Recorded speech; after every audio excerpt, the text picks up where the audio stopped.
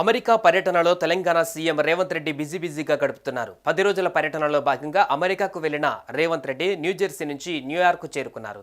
ఈ సందర్భంగా సీఎం రేవంత్ కు ఆయన అభిమానులు ఘన స్వాగతం పలికారు.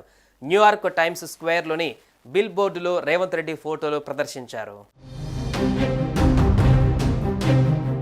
అమెరికా పర్యటనలో రేవంత్ రెడ్డికి అభిమానులు గ్రాండ్ వెల్కమ్ చెప్పారు. ప్రఖ్యాత న్యూయార్క్ టైమ్స్ స్క్వేర్లోని బిల్ బోర్డులపై రేవంత్ రెడ్డి ఫోటోలను ప్రదర్శించి తమ అభిమానాన్ని చాటుకున్నారు.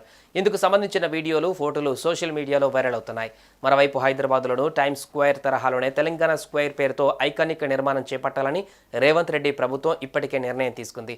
ఈ మేరకు ఇండస్ట్రియల్ ఇన్ఫ్రాస్ట్రక్చర్ కార్పొరేషన్ టీజీఐఐసి ఆధ్వర్యంలో నిర్మాణం చేపట్టాలని సంకల్పించింది.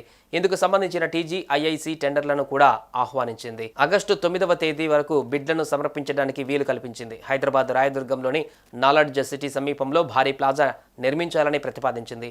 టీ స్క్వేర్ ద్వారా హైదరాబాద్ సిటీకి వచ్చే పర్యాటకుల సంఖ్యను గణనీయంగా పెంచుకోవచ్చని రాష్ట్ర సర్కార్ భావిస్తోంది.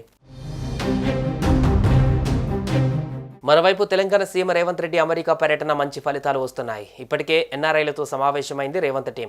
అమెరికాకు చెందిన వాల్స్ కర్రా హోల్డింగ్స్ సంస్థ తెలంగాణలో పెట్టుబడులు పెట్టేందుకు ముందుకు వచ్చినట్లు తెలిసింది.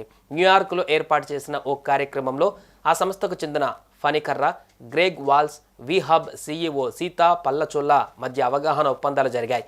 ఈ సందర్భంగా ఆ సంస్థ ప్రతినిధులను సీఎం రేవంత్ రెడ్డి అభినందించారు. రాబోయే 5 ఏళ్లలో విహబ్లలో 42 కోట్ల రూపాయలు పెట్టుబడులు పెట్టనుంది. అంతేకాదు రాష్ట్రంలో నెలకొల్పే స్టార్టప్లలో దాదాపు 839 కోట్లు పెట్టుబడులకు సిద్ధంగా ఉన్నట్లు తెలిపింది. ఔత్సాహిక పారిశ్రామికవేత్తలు తెలంగాణ సామర్థ్యాన్ని చాటుతున్నారని ఈ సందర్భంగా సీఎం రేవంత్ రెడ్డి అన్నారు.